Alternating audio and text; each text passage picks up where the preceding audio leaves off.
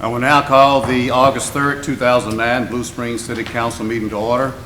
If you would stand, we'll observe a moment of silence, and then I will lead you in the Pledge of Allegiance.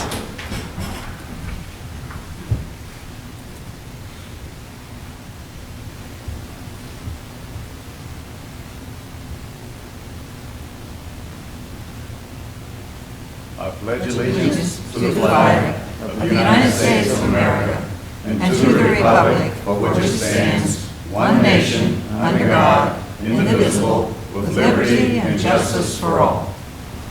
You may be seated. I would like to welcome those of you in attendance tonight, as well as those that might be watching on Cable TV 7.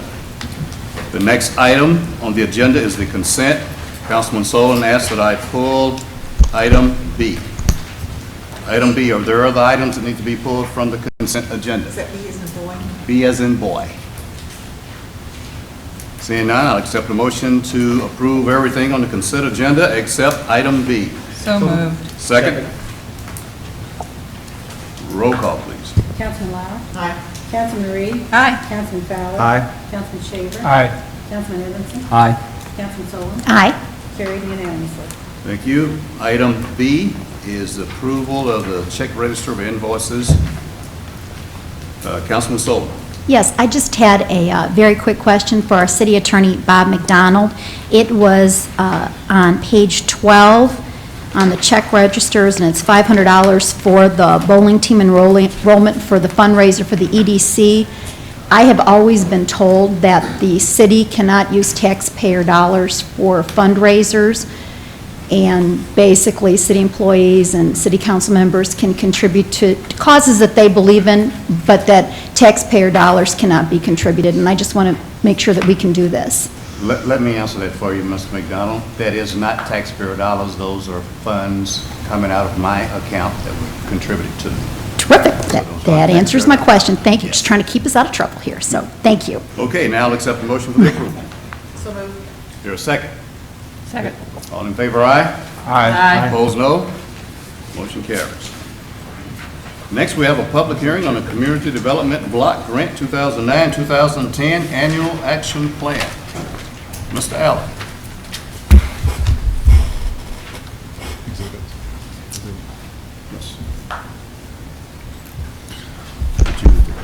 Mayor, the city has the following exhibits to enter into the record. The City Council Information Form from Scott Allen, Director of Community Development, the 2009-2010 Annual Action Plan, and affidavit of publication as advertised in the Blue Springs Examiner, June 25th, 2009. These are all the city exhibits we have to enter into the record. Thank you, Mr. Phillip. Now, Mr. Allen. All right, thank you, Your Honor, members of the council. Now that we're official, I can begin my comments here briefly. As you know, this has been before you 3 previous times, so thank you for indulging staff here as we move forward with the required public hearing process and adoption of the annual action plan for the CDBG funds for 2009-2010. As you recall, the city conducted public hearings at city council meetings May 4th, June 1st, and July 20th. This is the final one of those here this evening before requesting your action on the 2009-2010 CDBG Annual Action Plan. There are 3 specific projects proposed as a part of the Annual Action Plan. 2 of those are sidewalks. On the map above there shows the locations of those. 22nd Street, east side of Baumgardner Park, which would connect Ashton to South Outer, as well as B Street, which would connect 10th Street to 7 Highway. And the third portion of that, as you were discussing earlier this year, is in adding the minor home repair program that we had a pilot project for this current fiscal year, turning that into the formal CDBG program and accessing those funds in the amount of $125,000. The total for the 2009-2010, as provided by HUD, is $229,193. That's very much in line with past years. The federal government is in the process of approving budgets for the following year, and we're looking at hopefully seeing a slight increase in that for the 2010-2011. This is the fourth year of the 5-year consolidated plan. The consolidated plan establishes or addresses various housing and neighborhood issues for low to moderate income areas, and it also establishes this annual action plan. So this is 2009-2010 is the fourth year of that 5-year plan. With that, again, staff is needing to submit the annual action plan to HUD by August 15th, and with that, staff is requesting a motion to adopt the 2009-2010 annual action plan, and I'll stand for questions in that regard. Are there any questions of Mr. Allen? Any questions? Seeing none. Is there anyone in the audience who'd like to speak in support of the resolution? In opposition to? In opposition to? We'll close this public hearing, and a resolution would be in order. If anyone would like to introduce it? I'll introduce it, Your Honor. Okay. Resolution adopting the City of Blue Springs CDBG Annual Action Plan for fiscal year 2009 to 2010, resolution number 782009. Move Resolution 782009 be approved. Is there a second? Second. All in favor, say aye. Aye. Opposed, no. Second reading? Second reading of a resolution adopting the City of Blue Springs CDBG Annual Action Plan for fiscal year 2009 to 2010. Oh, we don't need a second reading? No, resolution. Okay, let's move on then. Next, we have a public hearing on the amendment to Unified Development Code. Okay, exhibits. Your Honor, the city has the following exhibits to enter into the record. Council information form from Scott Allen, Community Development Director, a memorandum dated July 27th, 2009 to the Planning Commission with attachments, affidavit of publication as advertised in the Blue Springs Examiner, July 11th, 2009, UDC text amendment, application form, and City Council work session notes dated June 29th, 2009. These are all the exhibits the city has to enter into the record. Okay, Mr. Allen? Thank you again, Your Honor, and members of the council. As you know, in response to a proposal by SNS Investment Group associated with the Walnut Street Business Center at Southeast Magellan Drive, the city's been looking at modifying the Unified Development Code to incorporate what the industry is calling micro wind turbines. This began in earnest last August when the SNS Investment Group proposed a 5,700 square foot storage building and also included 3 wind turbines with that proposal. Since the UDC did not have provisions to allow those micro wind turbines, staff was looking at researching some options for including those, brought that back to the City Council. In November of last year, several members of the City Council, as well as staff, attended a presentation to learn more about the 3 wind turbines being proposed at that site. And in February of this year, Your Honor and Councilman Shaver and a few staff members did actually visit a site just south of Buckner to actually visit and see in operation one of the proposed wind turbines. Since that time, staff researched various city ordinances and prepared several alternative ordinances. And at the June 29th City Council work session, there was a discussion of that. Some of the direction that was provided to staff at that time was to look at modifying the height limit to a maximum of 60 feet. Secondly, staff was to provide a recommendation on the distance such facilities could be from residential properties or structures, and then come forward before you at one of your meetings here in August, this being the first opportunity to do so. The Planning Commission also held a public hearing and provided some comments at their meeting last week. And the one comment that was modifying some of the language within the draft ordinance is included under the staff recommendation in your council information form. More specifically, it's on the proposed ordinance on page 2 regarding submittal of required information for those who would apply for a conditional use permit to construct a micro wind turbine. And that has to do with a project visibility map as well as a photo simulation. And that is mimicking, in part, some of the requirements of the new telecommunication ordinance changes that were just adopted by City Council a few meetings ago. And that was a recommendation of the majority of the Planning Commission. Further, some of the members of the Planning Commission also encouraged staff and the council to look at additional options beyond what this proposed ordinance is suggesting in terms of roof-mounted wind turbines, possibly looking at residential scaled wind turbines and things of that sort. So essentially admitting and acknowledging that this is the first step in codifying regulations and requirements for alternative energy within the city. So with that, the ordinance was included in your packet, as well as some additional information. Some of those included referencing ordinances from our neighboring communities that we researched, including Lee Summit, who just adopted their Renewable Energy and Green Development Standards ordinance, as well as some information from our friends in Liberty. And with that, again, both the Planning Commission on a unanimous vote, including the one change, as well as staff, are recommending approval and adoption of the micro wind turbine changes to the Unified Development Code. Are there any questions? Any questions?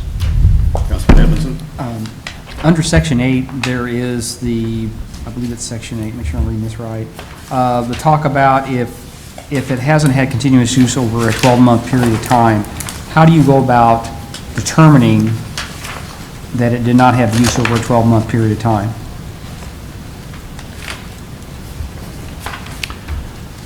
I'll defer to our city attorney on that one. Thank you.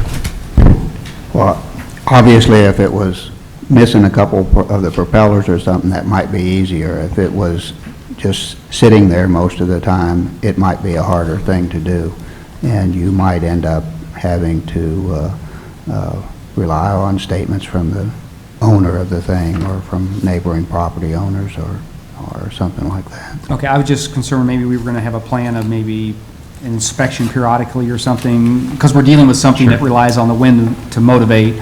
Right. If you don't have a lot of wind, it sits idle for a period of time, you know, that was my only question on that. Is there any thought on how to go about regulating that part of it? Sure. I believe Mr. McDonald, I think, answered that pretty clearly. I think a lot of the other communities are dealing with the same kind of issues. This is very similar to what a lot of the other communities have put into their standards. Okay. Any other questions? Okay. Anyone in the audience would like to speak in support of? In support of?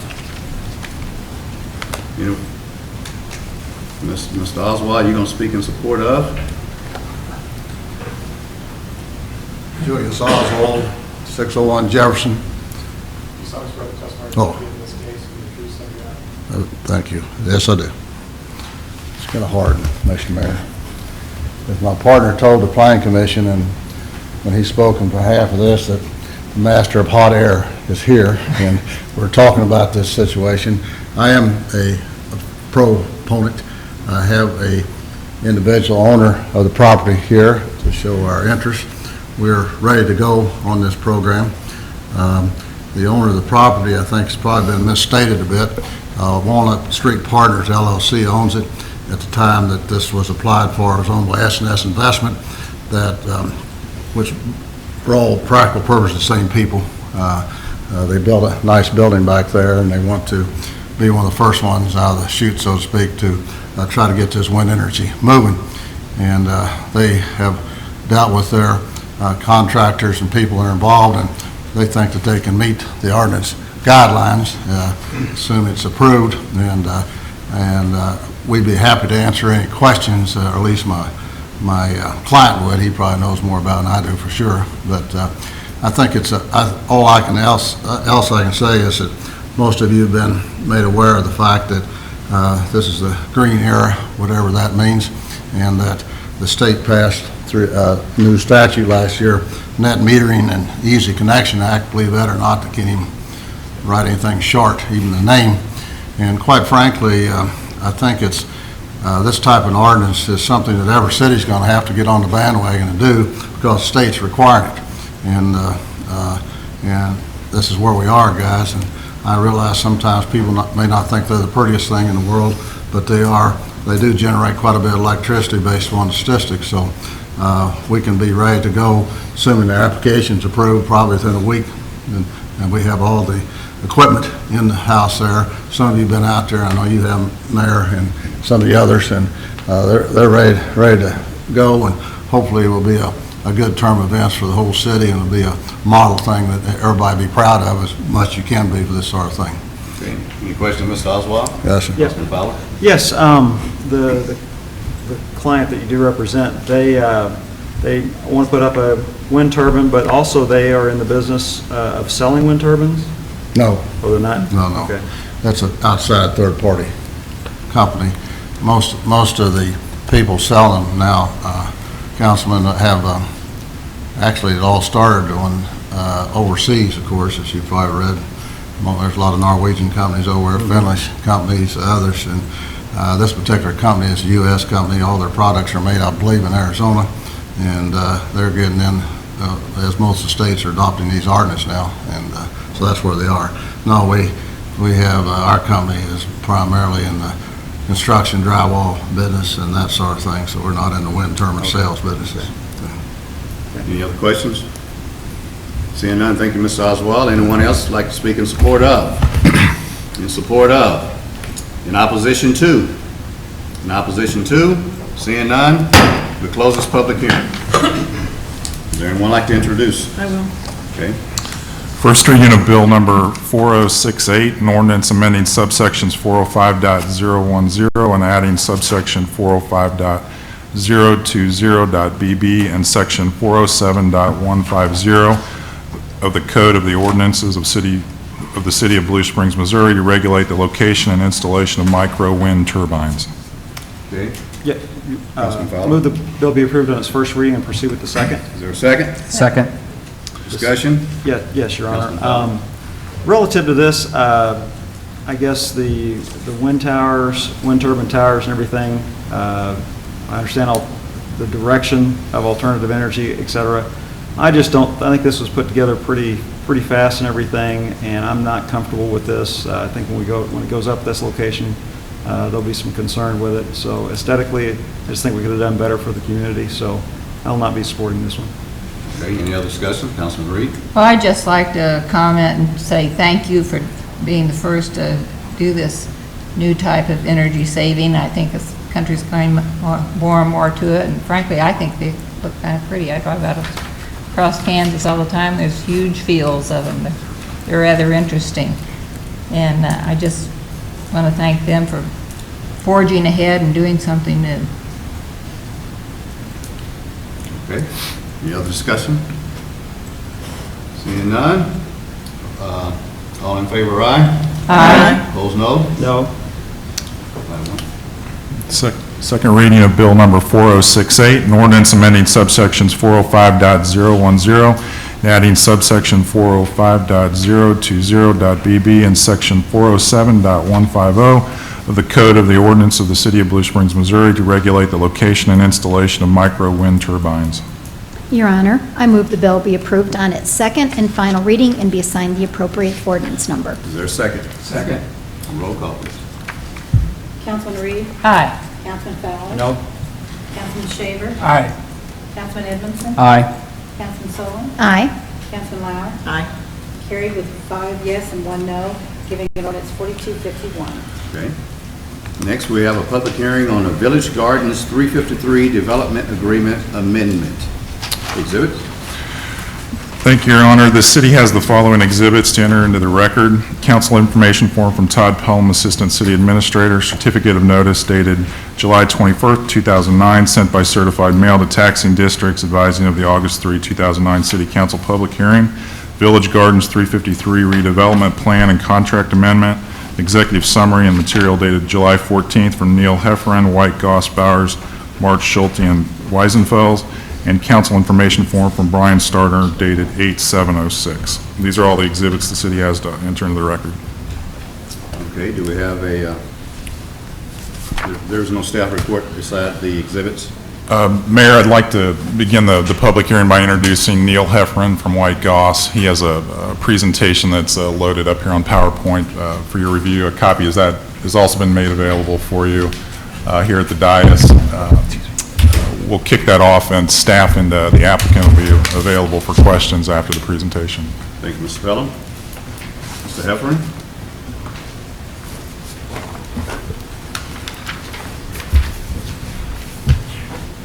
Good evening, Mayor Ross, council members. My name is Neil Heffernan with the White Goss Law Firm, 4510 Suite 300, Kansas City, Missouri.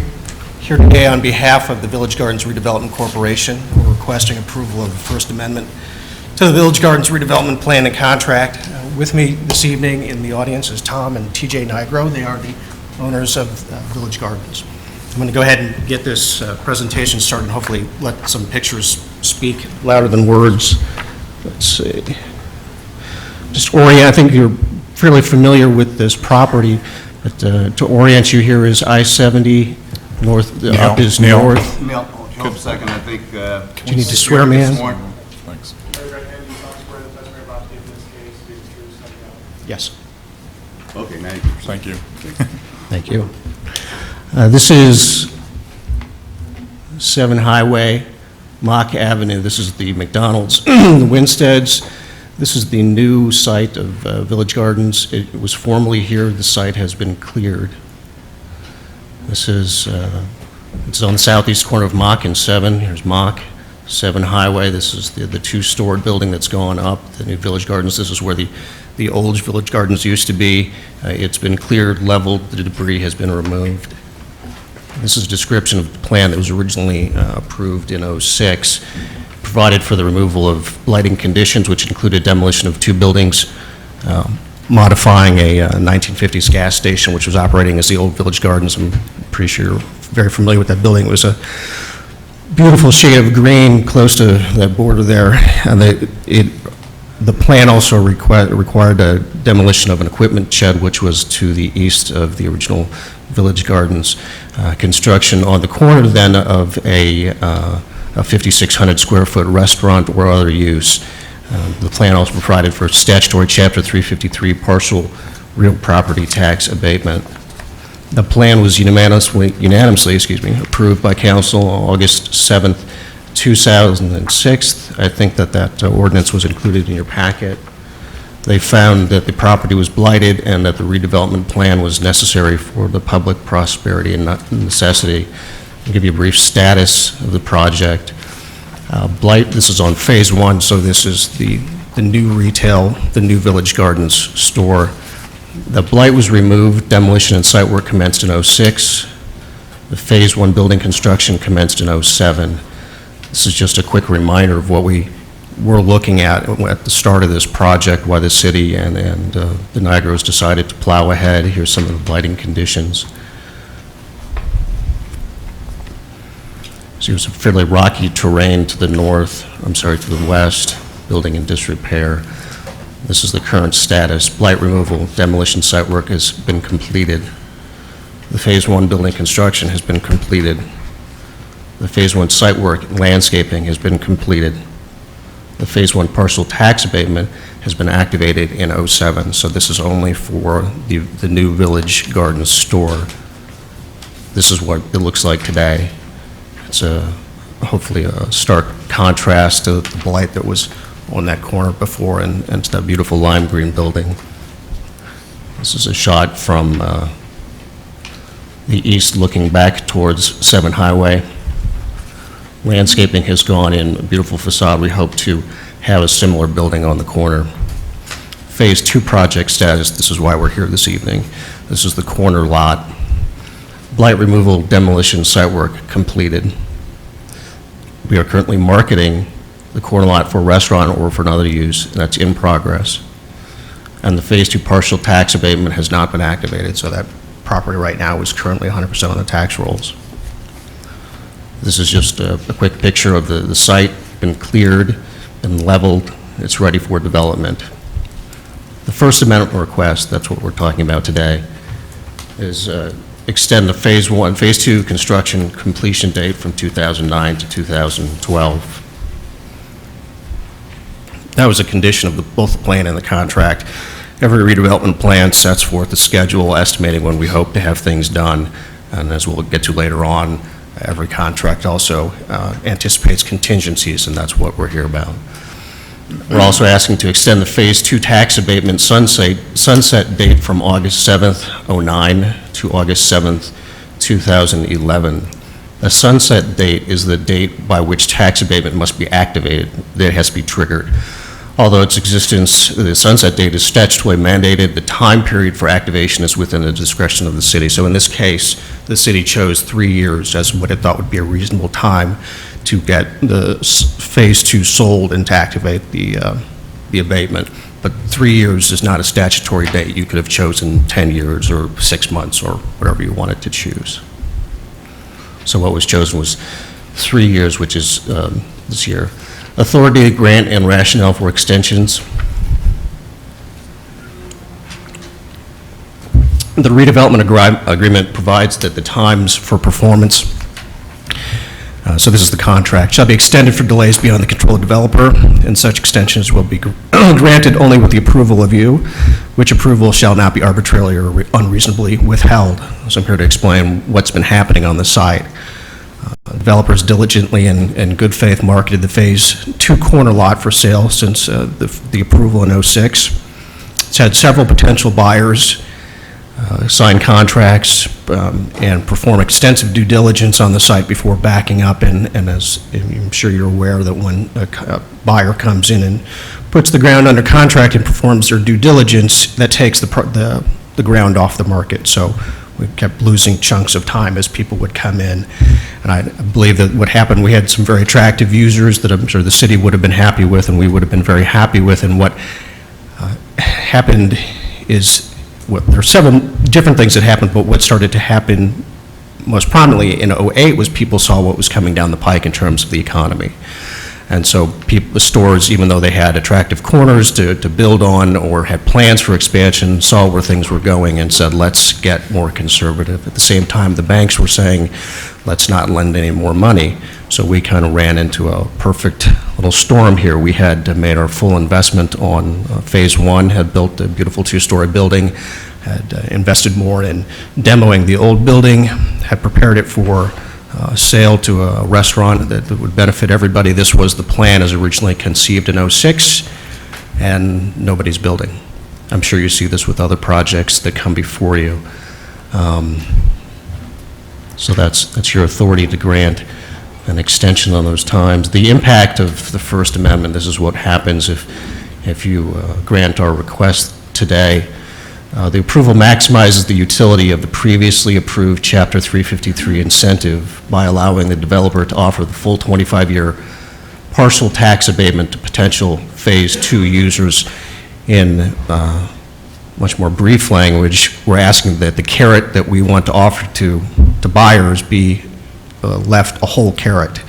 If we find a buyer in 3 years and the abatement has had 3 years lapse, 22 years of abatement is much less attractive than 25 years. The approval allows the developer the time necessary to attract a desirable Phase 2 user in these economically trying times. I've seen this in a number of projects. People say, we love, not just this one, we love the site, we love the city, we love the surrounding uses, but we're not building. We're not, we're closing down our real estate departments, we're laying off people, so come back to me in a year when things are picking up. In exchange for this extension of time, the developer has agreed that it will not permit a convenience store use on the corner lot without the prior approval of you.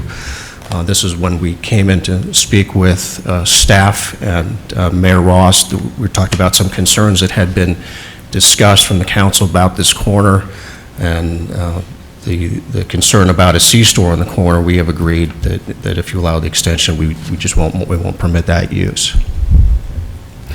unless, if one comes in and that's the only thing that's happening after 4 years, I'm sure you'll be seeing me again and we'll ask you to consider it. But right now, that's not our intent. Our intent is to find a restaurant. The approval does not increase the partial tax abatement granted under the original plan, only extends the date by which it must be activated, so the economics of the abatement has not changed. Reasons to approve this amendment. The first reason is what I just explained, that the contract provides that if there are delays beyond the control of the developer, that the approval of an extension of those top performance dates will not be unreasonably withheld. We have been acted in good faith in trying to meet all our obligations under the contract, and would ask that you provide the extension that's allowed for under the contract. And then secondly, allowing us to push back the sunset date and to push back the construction completion date will allow us to attract the most desirable Phase 2 user through the offering, again, of a full 25-year abatement. And when I say 25 years, I'm sure you're aware, it's not 25 years of 100%, although that's technically possible under the 353. This is a standard statutory 353 plan, 10 years land only, and then 15 years of 50% of the land and improvements. A couple more reasons. And really, this is probably the biggest one. It's to enable the completion of both phases of the plan to enjoy the public benefits that were originally contemplated under the plan that was approved in '06. We want to remove the blighting conditions, which included not just raising the old store, but putting up 2 new stores. While I believe that the new Village Gardens store on the hill is extraordinarily attractive, it is not, it's much less attractive with an empty corner. And that's what nobody envisioned in '06. We'd like to be able to complete the plan with 2 new businesses, or 1 relocated business and 1 new business. The original plan also was, one of the benefits were increasing tax revenue to the city and the other taxing districts through an increase in sales tax through the businesses, personal property taxes, which you know are not captured under 353, and partial real property taxes over the life of the plan. Also bringing 2 businesses will increase construction, retail, restaurant employment opportunities, something which is a grave concern these days. And lastly, to continue the redevelopment of the 7 highway corridor. I know you've seen the beautiful building on the hill and can imagine if we had a similar building on the corner, what that could do to spur additional development on the remainder of the 7 highway corridor. And then lastly, our agreement to not market to convenience stores. If you approve this first amendment, you'd have additional controls over the use on that corner. And that's all I have. So I'd be happy to answer any questions or attempt to answer any questions that you might have, or for the NIROS. Any questions? Councilman Fowler. Well, Your Honor, while we're still on the public record, I do need a chance to correct the public record, so I'll need to do that after the questions are raised here, because there's been some misinformation here. Anyone else? Your Honor? Yes. I have several questions. What does the county have that lot appraised for? Lot 2. The Lot 2 property is appraised. Let's see, I actually have the tax value here. Hang on 1 second, please.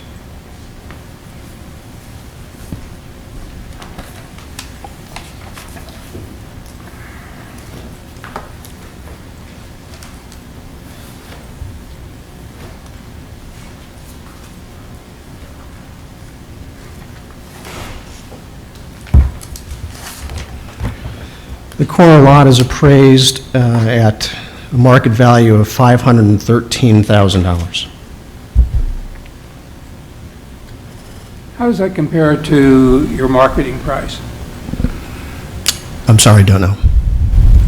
How does that compare to the price that you're marketing the lot? Right, I don't know what the marketing price is. I know that the NIGROs have engaged, I think is it LaSalle Sonnenberg, to market this property, and they're doing everything they can to move it. It's not been marked at a premium to reflect a bump for the abatement. they would like to get this done. This project the sale of this ground has gone on much longer than they had anticipated, and their costs are increasing as a result of having to hang on to this ground longer than they anticipated. So, but as far as what the purchase price is, I'm sorry, I don't have that information. Has this extension been discussed with the school district? Yes, I spoke with Dr. Bill Cowlings about 2 weeks ago, explained what our request was. He explained their position that generally the school district doesn't like any kind of abatement, which is understandable as their revenues are from personal property and real property taxes. I explained to him that in '06 that we had given the school district, Gary Jones, an analysis of the real property revenues, and that it was our opinion, which they then supported, that over the 25-year life of the plan, it would actually be a net benefit to the school district of about $200,000. That was based primarily on the increased values in real property of 2 new buildings, and in that second 15 years getting half of that, as opposed to 1 building which was fairly lowly valued in addition to all the personal property tax. He told me that he would chew on it and get back to me with any concerns that he had, and I did not hear back from him. So he didn't voice any additional concerns to me. Staff, excuse me, staff was able to contact the school district, and we had this discussion, and basically the quote was they supported our economic development goals on Highway 7, but at this time they couldn't support a 353 request without consideration for some type of pilot payment, which is allowed by statute, similar to what we've done in the downtown area when we've approved that abatement. So that was my discussion with Dr. Cowling. Okay, thank you. Another question. This was originally approved in August '06. I guess my question would be, what is different in your marketing? Why do you think this will be successful over the next 2 years? And that's the period of time for the restaurant, I believe. As compared to the past 2 years, excuse me, as compared to 2006, 7, and 8. I guess I'm no expert in commercial market, but from what I read suggests the commercial market has not bottomed as the residential has. And so I would seriously question that this property is marketable in the next 2 years when it hasn't been marketable in the past. I am not an expert in the sale of real estate, but I can tell you that the lending guidelines have changed dramatically for commercial properties where people used to be able to get into a property for 20% equity. That's no longer the case. Many banks have just completely stopped real estate lending entirely. Other banks have stopped it, only won't lend to anybody except those that they've done business with before. This is a drastically slow time for commercial properties, and like, I mean, I've seen it. This is what we do, and the TIF projects, the redevelopment projects are just not operating at the pace that they used to be. People are sort of scared about putting their money in the ground. What's going to change? I can tell you sort of the timeline of what happened. When this was approved in '06, getting buyers to look at that corner with an existing building on it was difficult. Many buyers have limited imagination. Unless they see a flat green site with either gravel or grass, they can't see it. They see an old building and they go, oof, that's ugly, I'm going across town or somewhere else. So our ability to really get people excited about the site wasn't possible until we had first demoed the building, spent our money to demo the building and fix that site. So I'm not sure when. That would probably have happened in mid-07, which gave us, say a year before the press started getting excited about the state of the economy and banks were being bailed out. And at that point, nobody knew what was going to happen, and they just put on the brakes, fear being a great motivator to not do something stupid. So while 3 years ago you thought this was an extraordinary site to be marketed to attract a great restaurant use, and obviously so did the Nigros, we sort of ran into something that nobody could have predicted.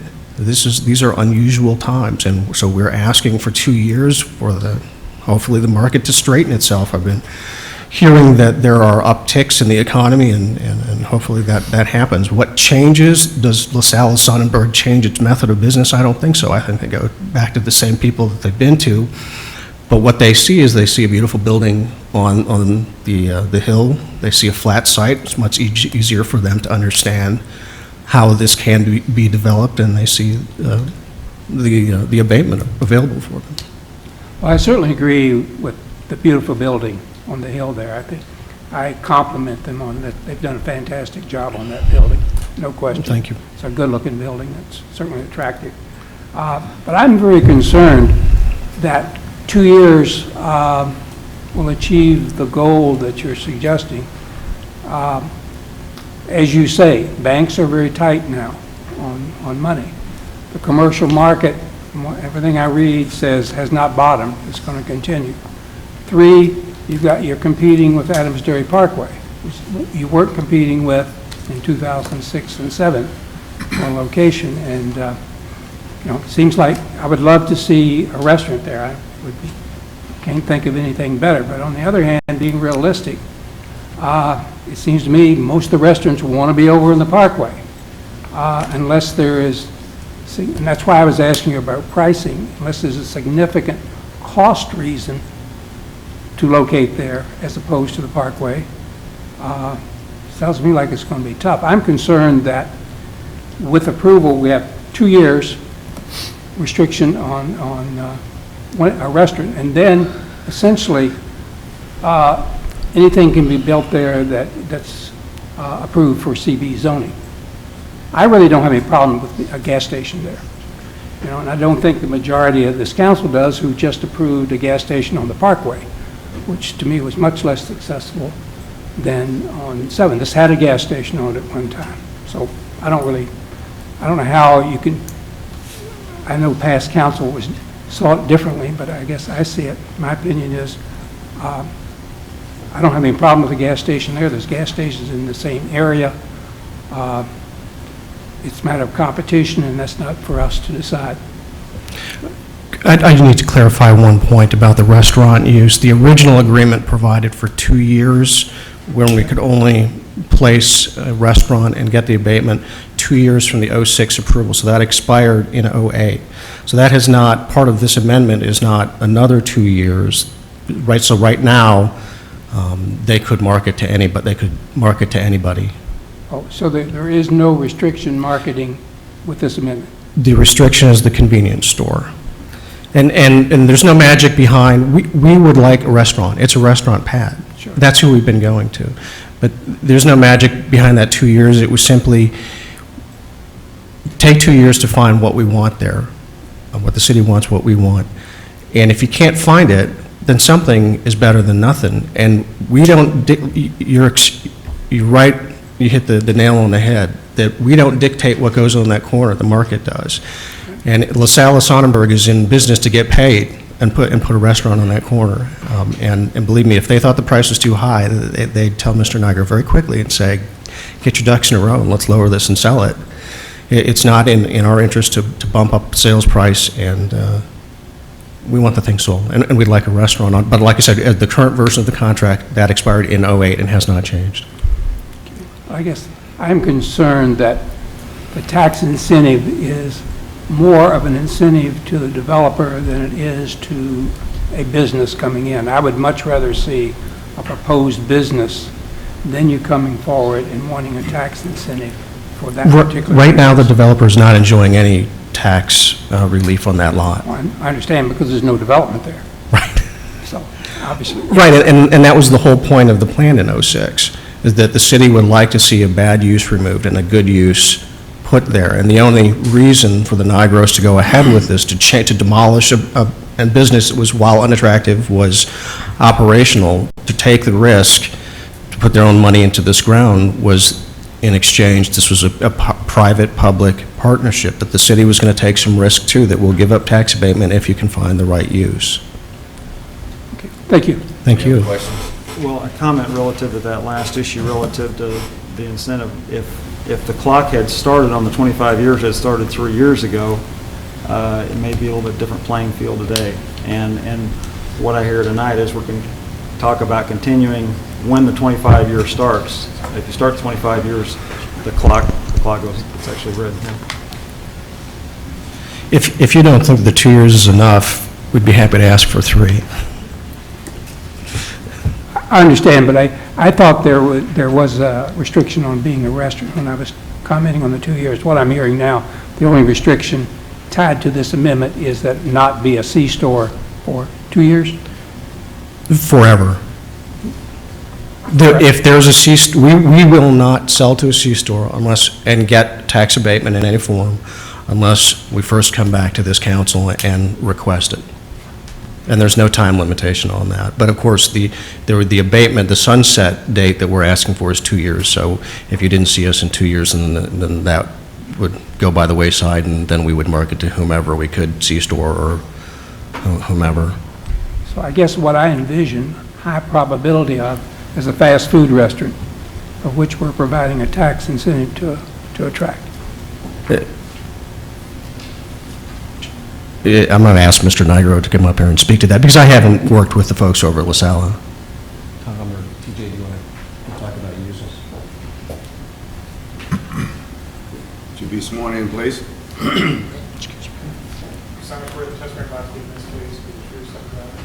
Yes. TJ Nigro, 4124 Northeast Georgian Drive, Lee Summit. Okay, the question again? Well, I was, had my crystal ball and recognized that that's my guesstimate. That corner would be very attractive for a fast food restaurant. Obviously, there's one on the other corner and there's one on the other side of it. I'm no retailing expert. I've got no retail expertise, but I have some difficulty with using residents' taxes to incentivize a fast food restaurant. So what's your question? That's just a statement. I'm sorry, I was hoping Tom, or TJ, you could speak about some of the uses that have looked at the site, because I know that we've actually had that users have been attracted to that site who were not fast food restaurants. We had Panera, we had a contract with Panera, and we had a contract with a group out of Denver that wanted to put a Chipotle. Actually, they wanted to build a 2-tenant building and locate the Chipotle on one side and try to rent the other side. And for various reasons, they, during their due diligence, they just found that it just wasn't economically viable for them and backed away from it. Okay, any other questions? Okay, thank you, Mr. Nigro. Thank you. Any other questions, Mr. Efferin? Okay, thank you very much. Thank you. Before I go to the public, Councilman Fowler, you had a And then comment for the record? they may want to communicate some of this, but again, you need to set the public record straight.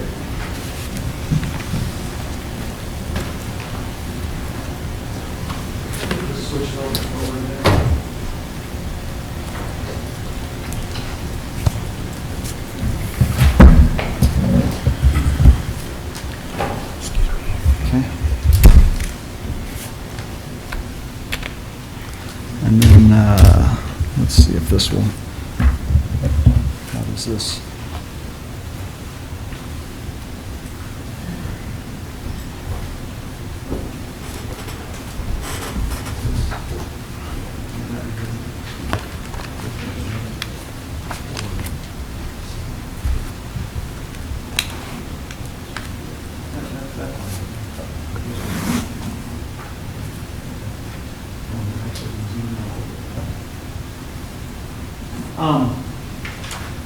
First of all, let me say thank you to the Village Gardens for all the blight they've already removed.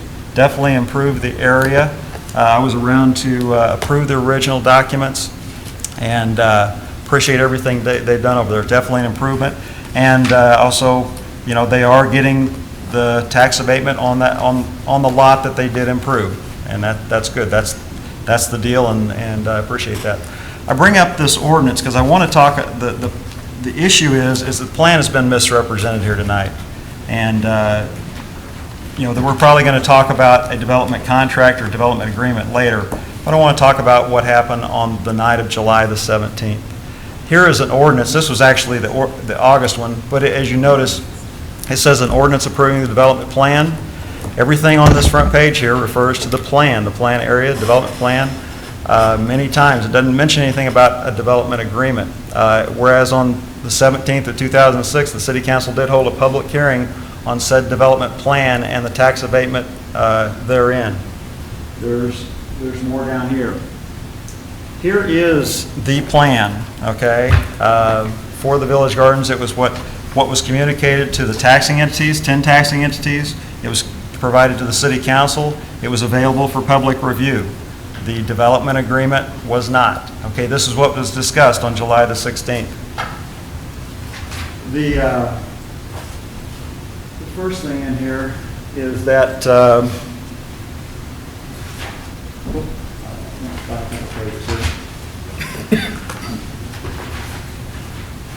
the scope of the project, it is to provide, you can read in the scope development there, talks about what they're going to do with the first location in the second part, and a 5,000 square foot sit-down full-service restaurant. There's no or there.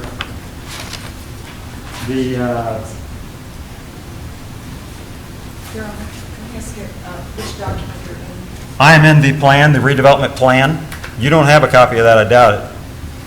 Do you? Yeah. This was what was given out in July in 2006, and it was not provided in our staff packet. That's the development agreement. We'll talk about that in a minute, which was not part of this public hearing. I'm trying to stay on the public record. Okay. We're just trying to keep up with it. Yep. Also in the plan, it says construction of the restaurant will commence in 2008. Clearly that didn't happen. Transfer of property, there's an agreement in there. If you do transfer the property, the purchaser shall continue to use, operate, and maintain real property in accordance with the provisions of this development plan. That is a restaurant. Farther into the document,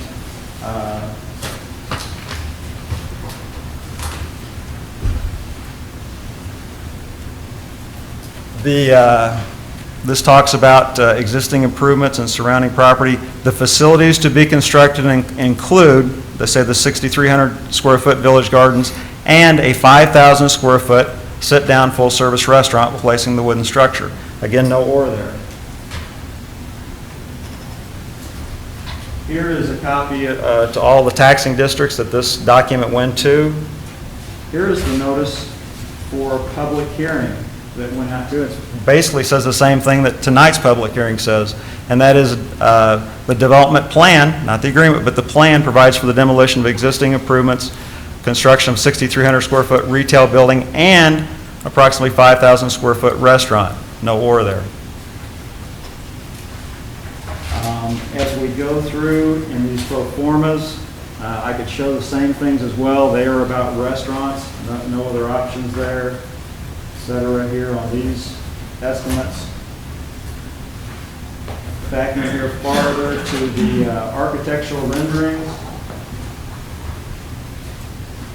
You see the drawings. Back in the day also referred to a restaurant with many talking about the parking, the landscaping, etc. for the restaurant. Finally, in the estimates that were put together, again, all the numbers report about a restaurant. Here is the estimate on everything that's going to be done. Estimate restaurant building. The estimate has been provided, put together based on a 5,000 square foot freestanding building. The style of building is similar to an Applebee's, Bob Evans, and Ruby Tuesdays. That is the commitment. This document, the plan, is the commitment made to the City Council. It's the commitment made to the citizens of Blue Springs. It's the commitment made to all the taxing entities at the time. There is no ors in here, okay? Somewhere after that, in a development agreement, not in the plan, came around, which apparently said, well, we'll do a restaurant for 2 years. If that doesn't work out, it's anything goes. Because that's the environment that we heard communicated tonight. You can see that in the presentation, they mention the redevelopment plan, and they say construction of 5,600 restaurant or other use.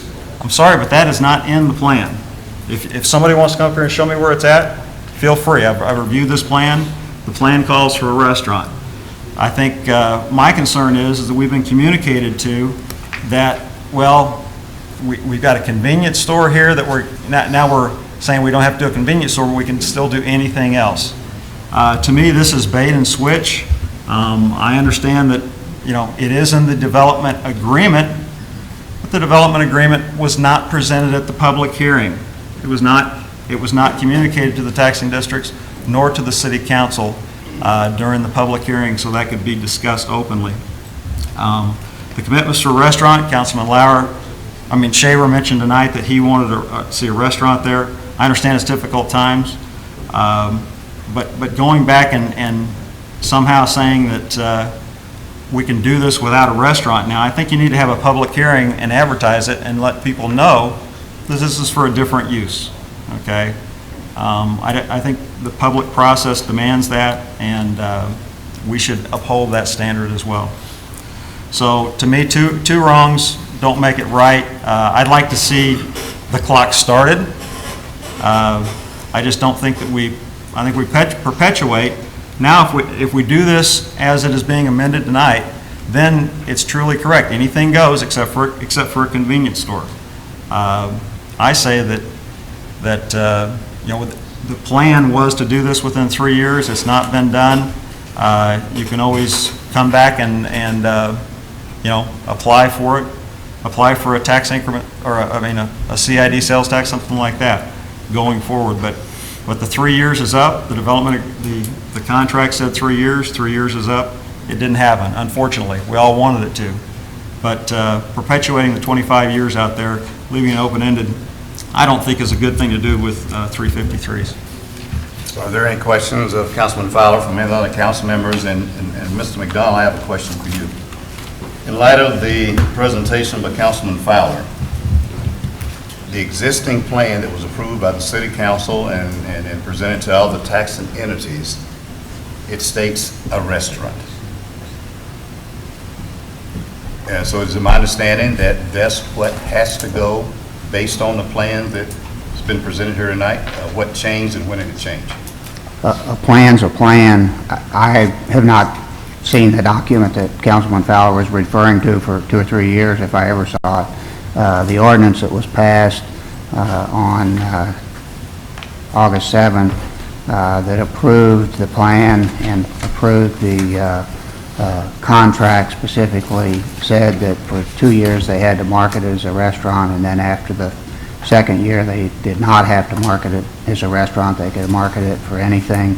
The way it stands right now, if this amendment is not passed, the developer can activate the plan anytime before August 7th, and the tax abatement will go into effect. It'll just start running from there, and they can market it to anybody they want to. Now, whether the developer would do that or not, I don't know. The only thing you have to do to activate the plan, it's not something the city has to do.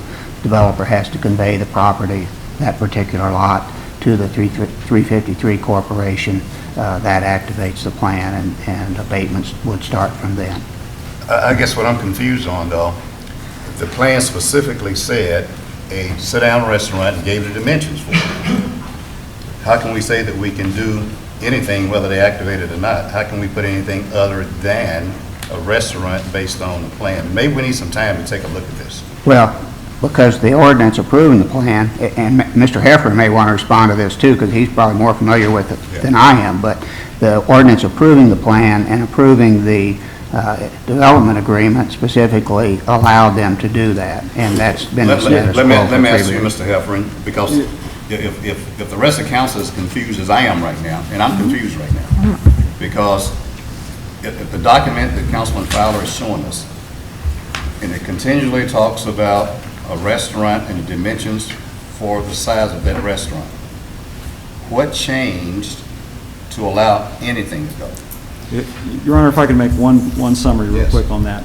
And that is that what was conveyed at the public hearing was the plan, not the agreement. I agree it's in the agreement, but that was not, it just wasn't disclosed, okay?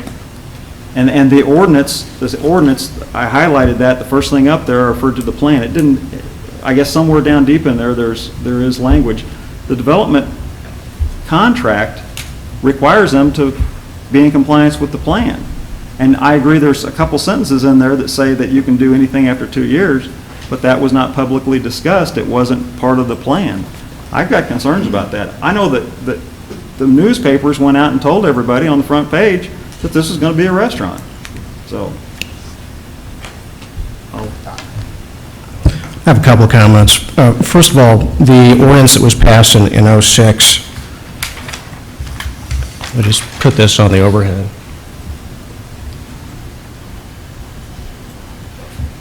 So this is the ordinance approving the plan and contract. Second page.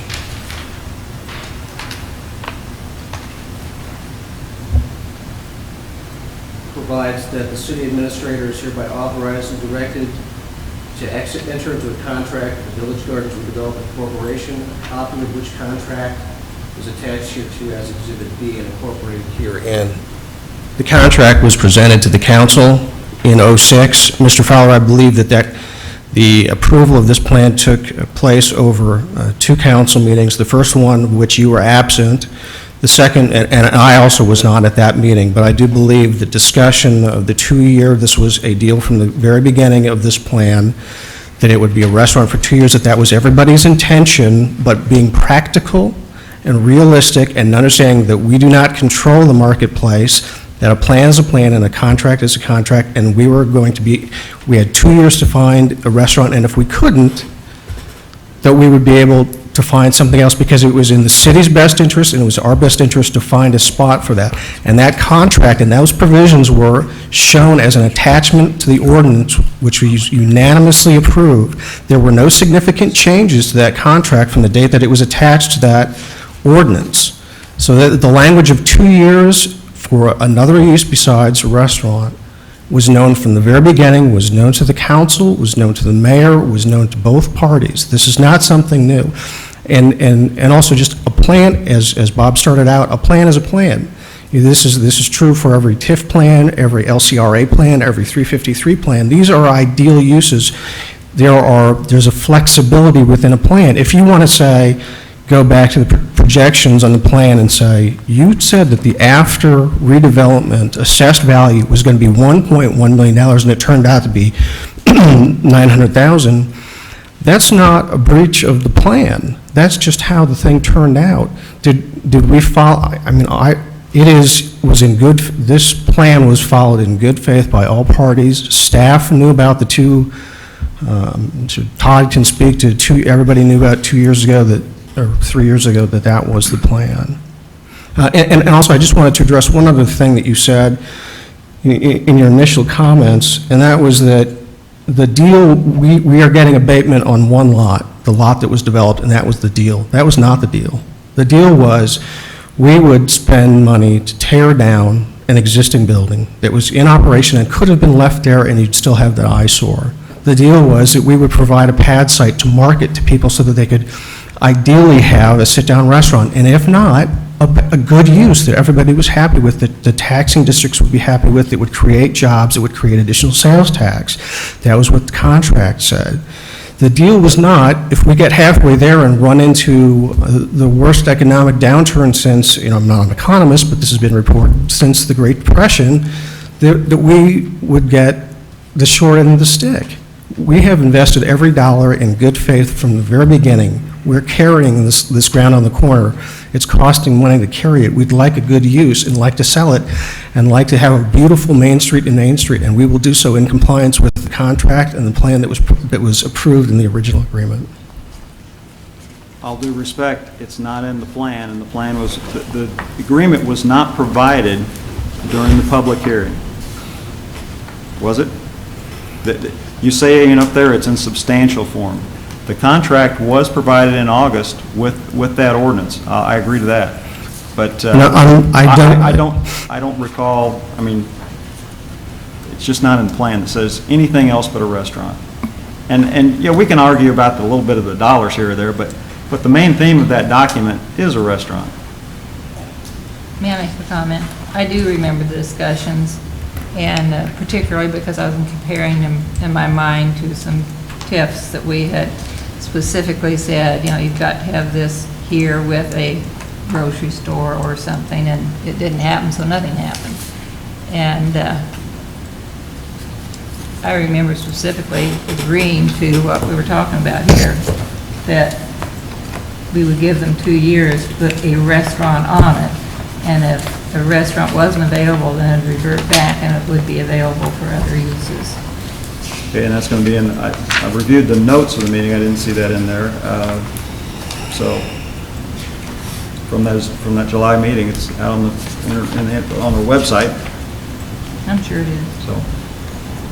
Your Honor, I just had some comments to make. I didn't really have any questions, so. Thank you. You're welcome.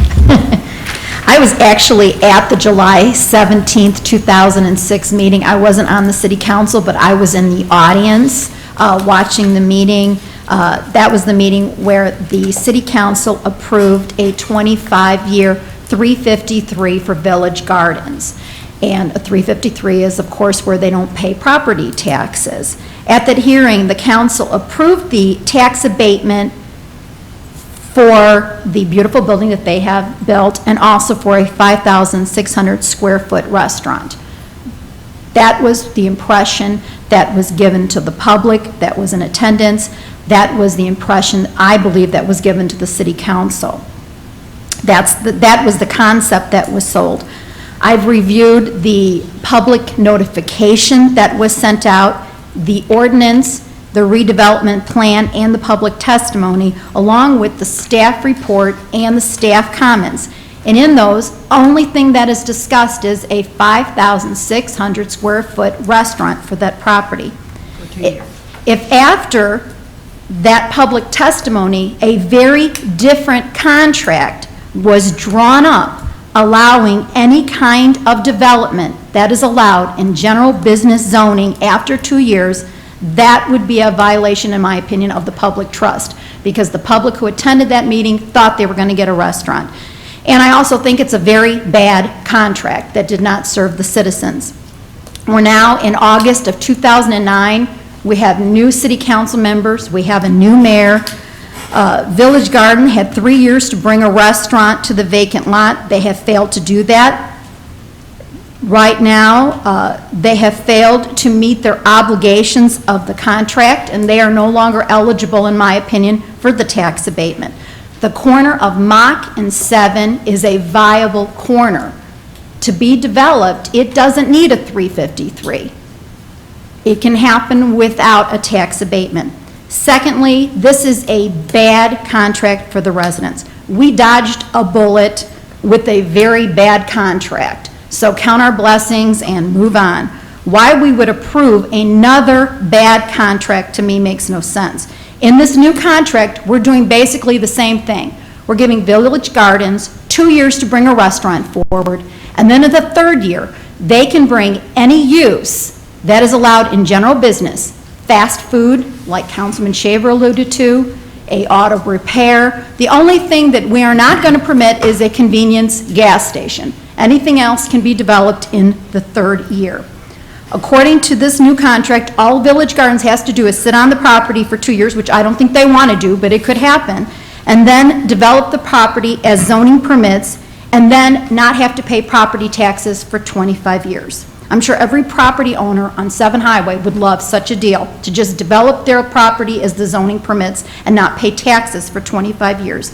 Personally, I don't like 353s. They hurt our schools. Our schools depend on property taxes. It hurts our students. It hurts the school district. I cannot support a 353 on this property, and I certainly can't support a very bad contract. Mr. Heffernan, let me ask a question, because I think most people know I don't like 353s, but this is something that's been passed, and so we can't change that. It's already been passed. I think what we're discussing tonight is a matter of whether we allow a 2-year extension, or you will go ahead and activate the... Your Honor, I would disagree with you. I believe that in Section 13 of the contract, it says with failure to perform, they would be in breach of contract. And I certainly believe that we would be well within our rights to say that nothing has been developed on that property. It is a vacant lot. Nothing has come forward. Well, Mr. McDonald, I'm not an attorney, so I don't know if that's the case or not before I proceed with my question. That would not be my advice that we try to foreclose them. As I said a few minutes ago, the contract as it exists right now has a sunset clause of August 7th, 2009. As long as they activate the property abatement on the other lot before that date, they get the tax abatement under that particular contract that is now in effect. They were not required to produce anything in any particular time. They were just required, this is just strictly has to do with the abatement. Okay. And they can abate it by transferring it to the... You've answered my question, now I can continue with my question. On the slide that you showed where it says impact of approval of First Amendment, can we find that?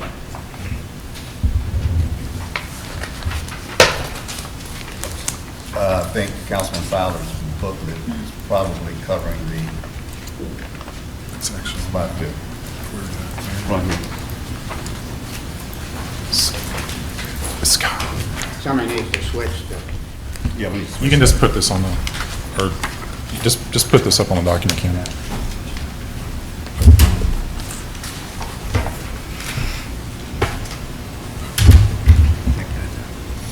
That's the one. Now, I think the decision we have to make tonight is whether we give them an extension or not. And on that page, it talks about the impact of approval of the First Amendment, and I want to go to item 3, where it said, in exchange for extension, developer has agreed that it will not permit a convenience store use on the Phase 2 lot without the prior approval of City Council. Now, taking into consideration all the discussions we had tonight, and this is basically a question that the developer needs to answer. Instead of that language being there, in exchange for extension, the developer will actively market property for a 5,300 square foot sit-down restaurant as a condition for the 2-year extension. And if it's not approved, you can go ahead and activate what you got right now anyway. I understand. Okay, so that's, I think I'm more comfortable with that if it comes down to where I have to vote on it. I'm not sure I have to vote on it. Yes.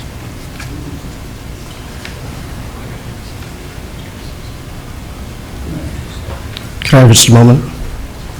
Pardon? Could I have just a moment with my client? Thank you. Absolutely. Your And Honor, the reason I use the 5,300 because that seems to be the language that was pretty much consistent in the, approximately 5,000, 5,600. Yeah, I guess I'm trying to clarify that if, on the next 2 years, if what you're talking about there, does that require a restaurant use, or is it any other use, but they'll market for a restaurant? no, I'm saying I want to see a restaurant would be. Okay. would- A sit-down would be restaurant, like the requirement. original In agreement. exchange for the 2-year extension, we Right. want to see a sit-down restaurant. Good for that clarification. Another thing on the item that was just mentioned about activation without any structure being there. I got to say that, if somebody comes to town and says, I want to build you a really nice something, and we all say, wow, that's great, we'll give you tax abatement on it, and they come in here and they say, well, we couldn't do it, and they don't do it, do they still get the benefit? Your Honor, I would... I think that's when we have to cry foul and say, wait a minute, you promised us something for the trade-off, and we're not getting it. We promised to give them 3 years to activate, and it hadn't expired yet. If the 3 years expired, then the contract's over, and they don't get the tax abatement. I was just going to read the section about the breach of contract and failure to comply, which is Section 13.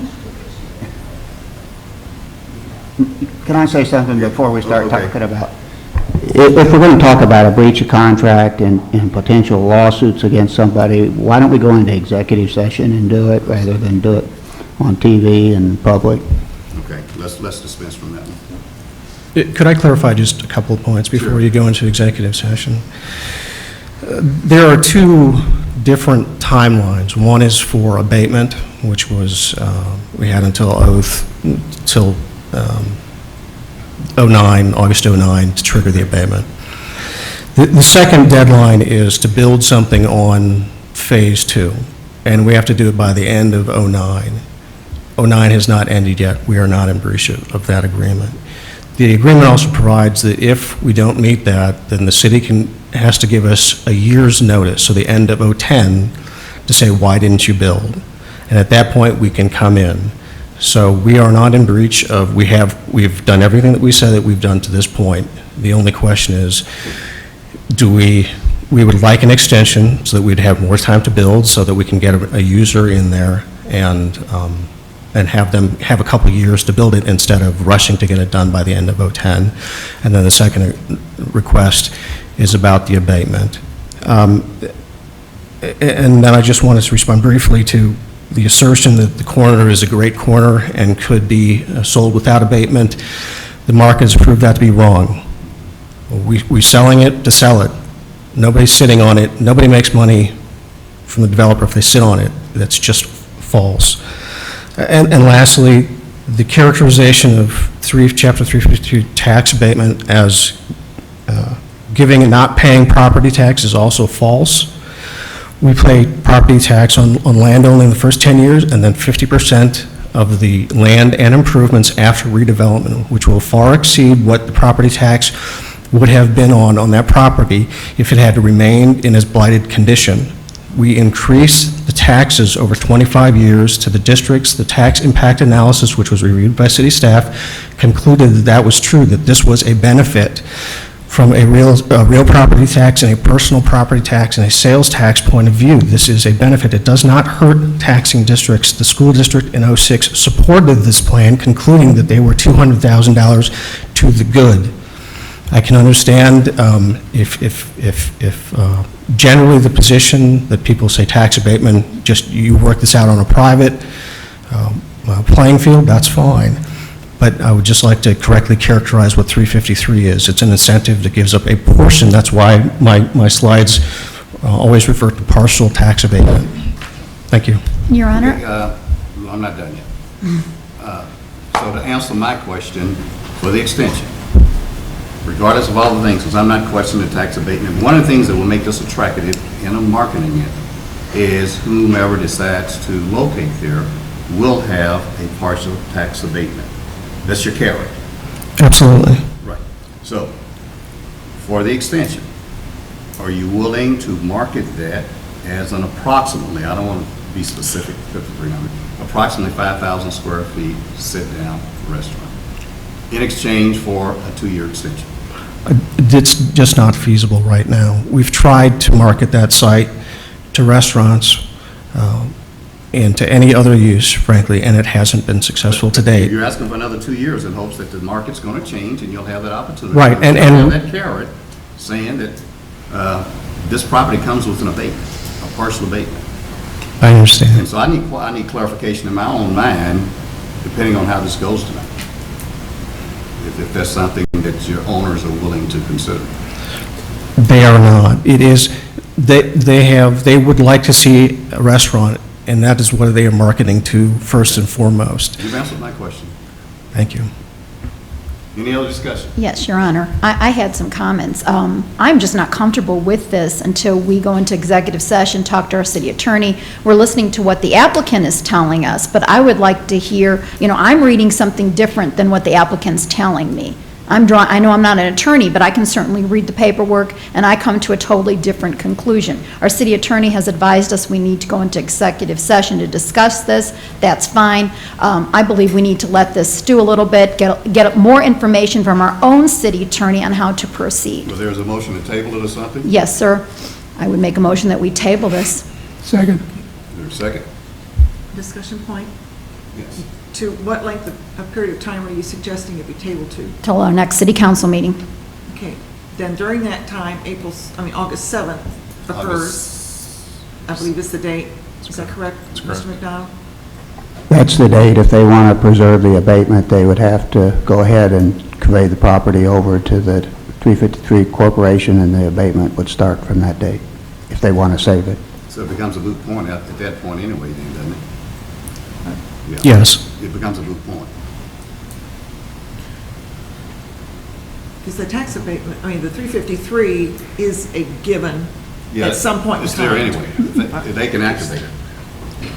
Well, we've been told that there's no expiration, this hasn't expired, so what's the hurry now? You guys, you're telling us two different things. We're saying that it hasn't expired and they could do it forever, and they can No, activate no, it. they've got to activate it by the August 7th. They've Yes. got to activate it by the 7th. And it's well within their power to do that. Right, they could have done If that all If along. we deny it tonight, the extension, they can activate it. Well, they could have activated the last 3 years if you can have activated on a vacant lot. which That's I- right. The reason that we didn't activate it was so that we could, it was a selling point for restaurant users and other users. Come here, you get 25 years. We haven't. It's been approved by the council. It's all ready to go. All you have to do is say, yes, I want to build here. We transfer it to them, they activate it. If we had activated it in year one, they would have lost the value of 3 years of abatement, and it would have been less attractive. They would have, moved to the Parkway.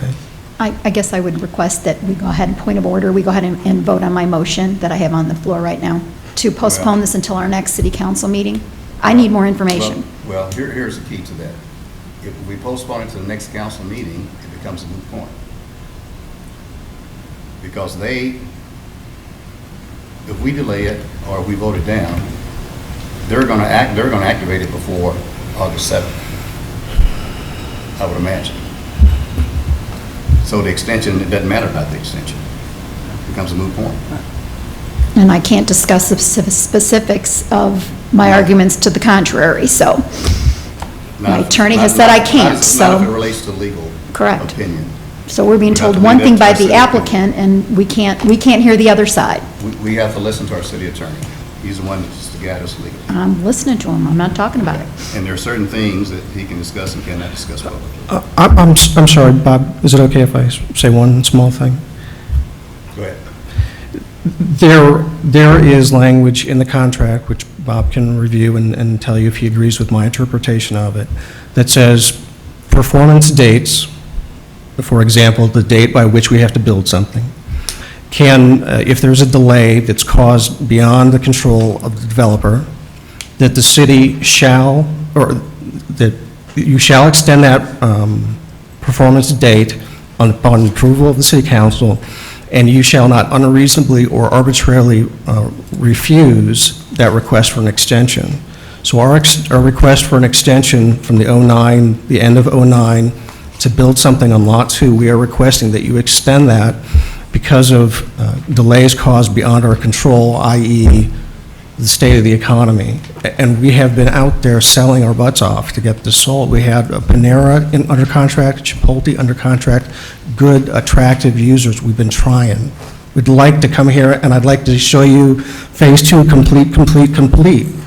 These are not delays, they are our fault. And to not interrupt you, but I would say probably if there was the 2-year stipulation that you had to bring a restaurant without the 3rd year that you could market it any way you wanted to without a gas station, you probably wouldn't have me protesting so hard. If this was going to actually do what was said in the public hearing about a restaurant being required, the 2 years I don't have as much problem with as year 3, that you can get a 25-year tax abatement. And I agree with you, it's 10-year full abatement, 15-year half the abatement. You're correct on that.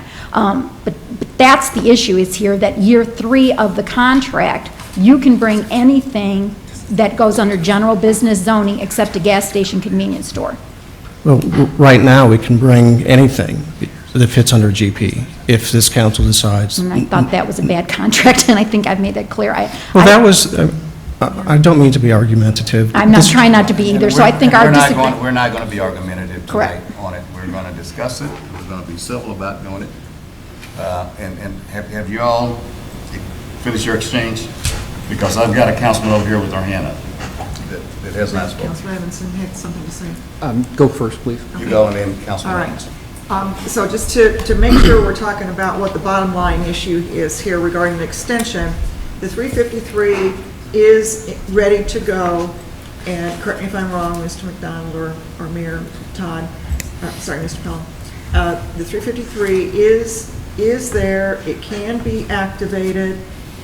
If we choose to do nothing, that can be put into place by the honor before whatever the date specifically says, August 7th, which then creates the issues for the school district and all the other taxing entities that we were talking about earlier, where we do not like or don't want to promote tax incentives. That automatically puts that in place.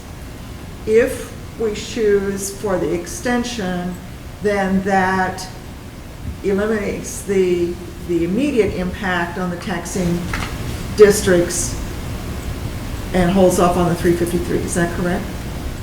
The extension holds off on the tax abatement. That would not occur at this point in time. If you extend it.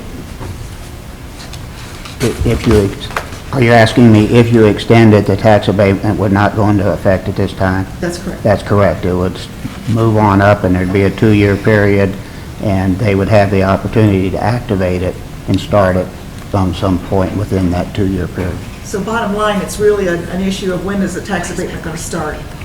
Yes, and Councilman Solon was talking about the new contract having 3 years and 2 years and 3 years. It doesn't. It just has a 2-year sunset. It has a 3-year as far as building schedule. Thank you. And correct me if I'm wrong, the reason you're asking for the additional 2 years is you don't want the clock to start ticking, Yes, because you want to use the full 25-year as a marketing to sell the property. yes, Bottom line. But if we don't do it, the clock starts ticking, and if it takes them 3 years to get that done, then it's only 22 years left. yes. Okay. John, a question. How about Lot 1? Has the tax abatement started on that? Yes, 2007. Okay. So it's kind of a moot point, a vacant lot. There's no tax impact one way or the other as long as the lot is vacant. That's correct. Yeah, Councilman. Thank you, Your Honor. I usually don't try to jump in on some of these things, but some of this posturing and some of the beating up of of our applicant, I have some issues with. Councilman Shaver had made some comments about he didn't have an issue with a gas station sitting there on that corner. I find that hard when he put up such a fight for a gas station out on Adams Dairy and indicated that you already had gas stations that were relatively close to that, and even went as far as to state the number of mileage it was to those gas stations, and yet you could probably throw a rock with a good hand and hit a gas station from this location. So I don't see why we need a gas station there. To me, it would be better try to prevent that from going in that location. He commented that maybe a fast food is not what he desired in that location, though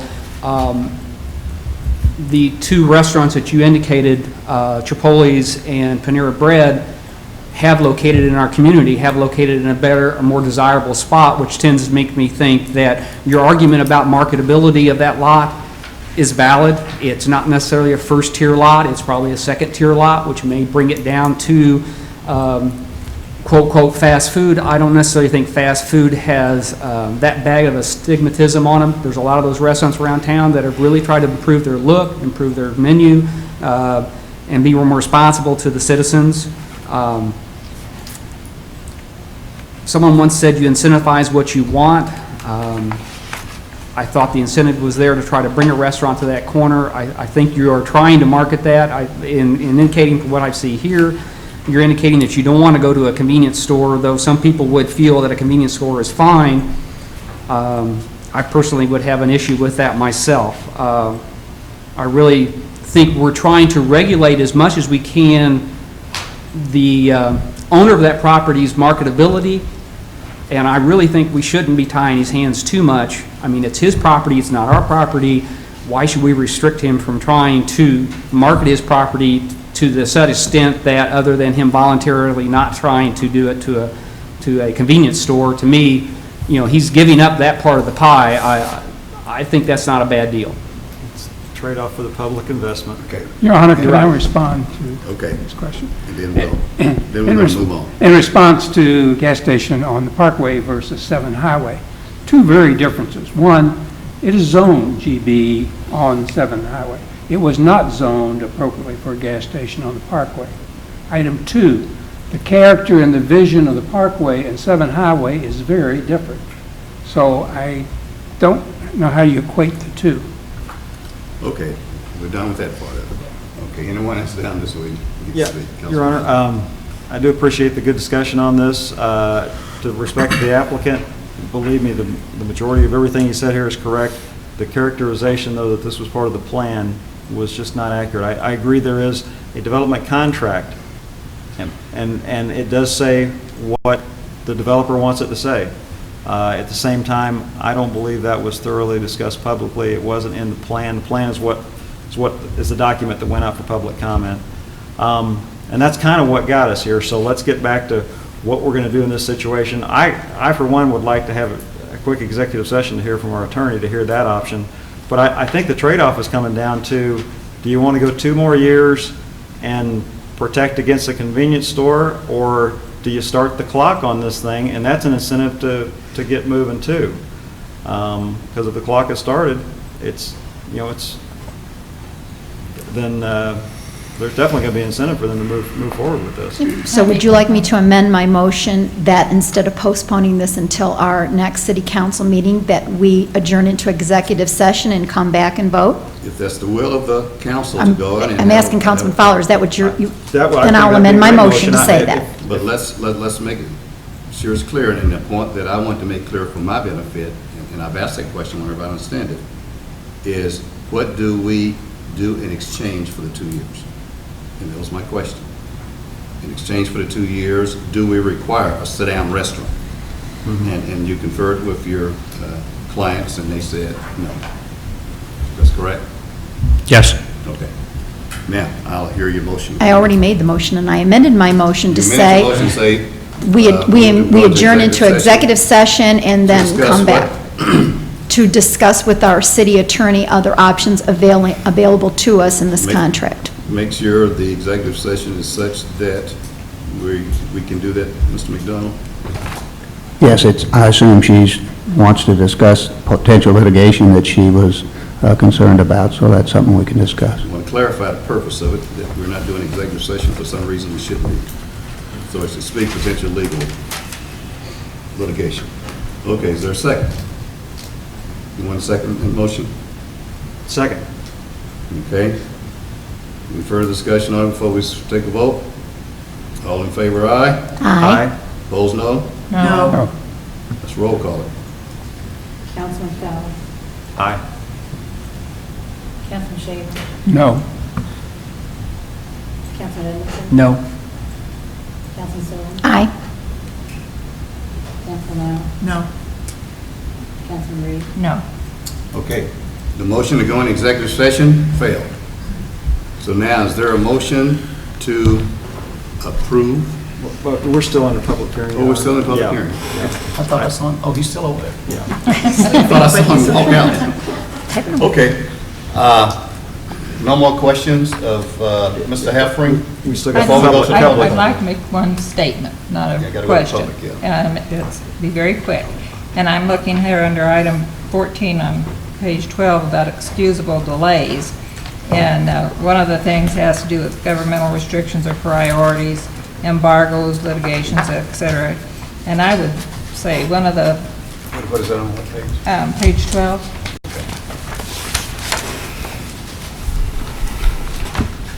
that when we went into the first contract, and it was a full council vote on it, and we had a complete agreement with the owners, with Mr. Nigro and the council and the current mayor at that time, the economy was just booming.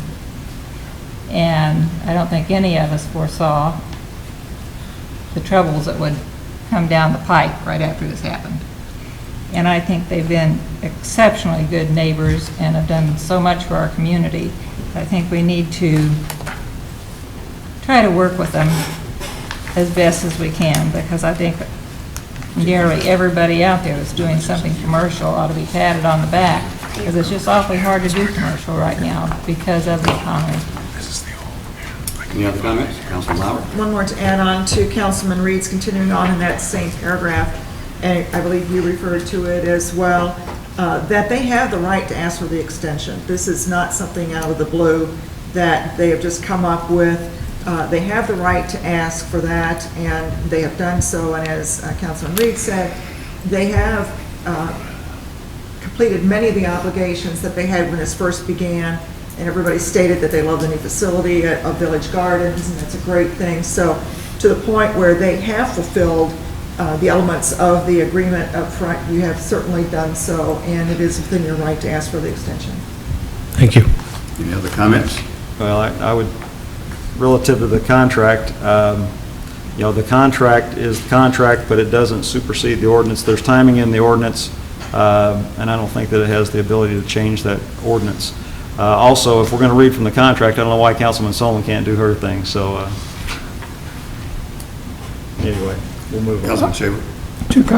Two comments. One, in regard to the school district, I guess I'm concerned, this extension does extend tax abatement 2 more years at 50% to the schools. No, it extends the period that we could start it.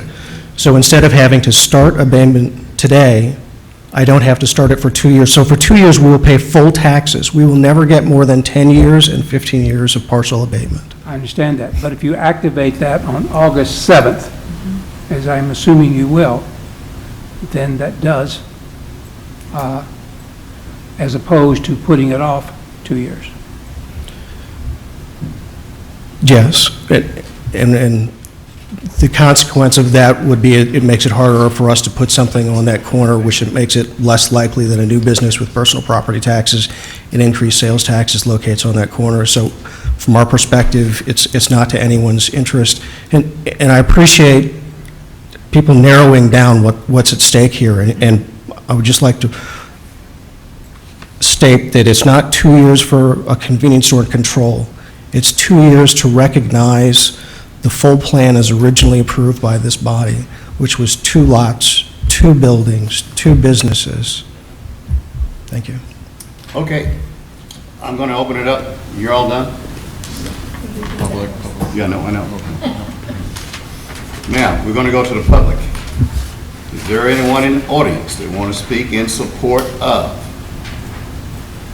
In support of? In opposition to? In opposition to? We will close the public hearing finally. Now, is there someone that would like to introduce Bill 4069? I'll be glad to introduce it, Your Honor. All right.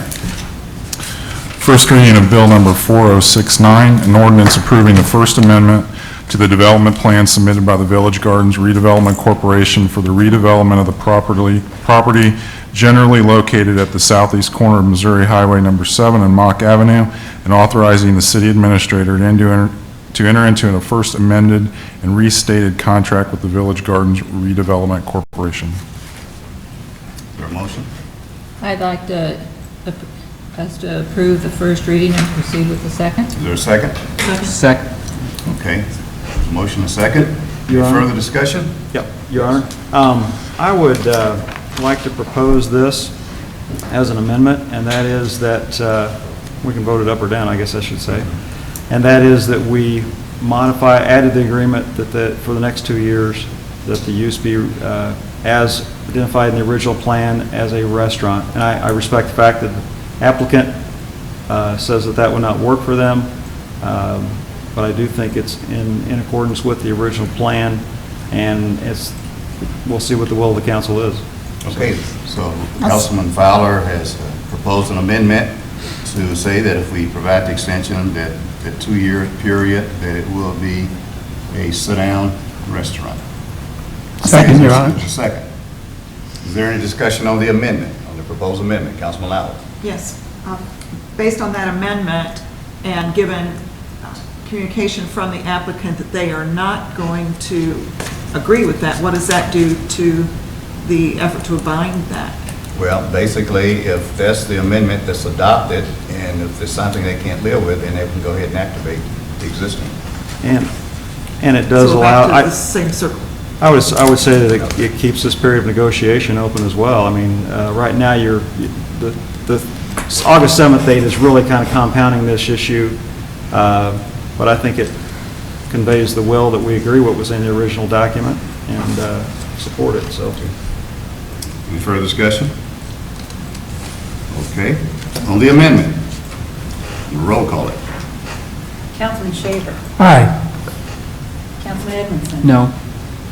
Councilman Solon. Aye. Councilman Lau. No. Councilman Reed. No.